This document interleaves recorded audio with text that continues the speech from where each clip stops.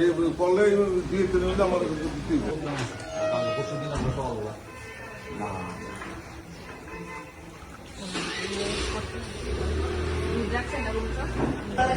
এটা কি পুরান শিবলিঙ্গ আগে দিতে আসলো এটাও না না ওম নমঃ শিবায়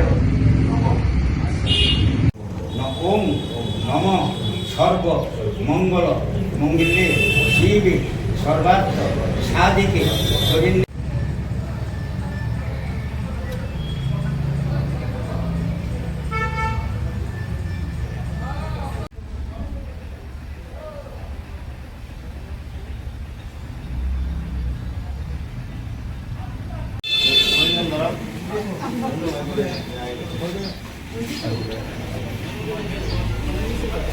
महादेव हर हर महादेव हर हर महादेव ইতিমধ্যে আমাদের দেশের যশস্বী প্রধানমন্ত্রীর আহ্বান যে আমাদের ভারতবর্ষের স্বাভিমান আমাদের যে কৃতিত্বের মন্দির সোমনাথ আজকে থেকে প্রায় হাজারো বছর আগে গজনী মাহমুদ দ্বারা এই সোমনাথ মন্দিরের ধ্বংস হয়েছিল এবং এই জানুয়ারি মাসেই ধ্বংসলীলা চলে এবং তখন থেকে মন্দির বন্ধ হয়ে যায়। আবার 1951-এ রাজেন্দ্র প্রসাদজি এই মন্দির ভক্তদের জন্য খুলে দেন এবং এই যে হাজার বছর ধরে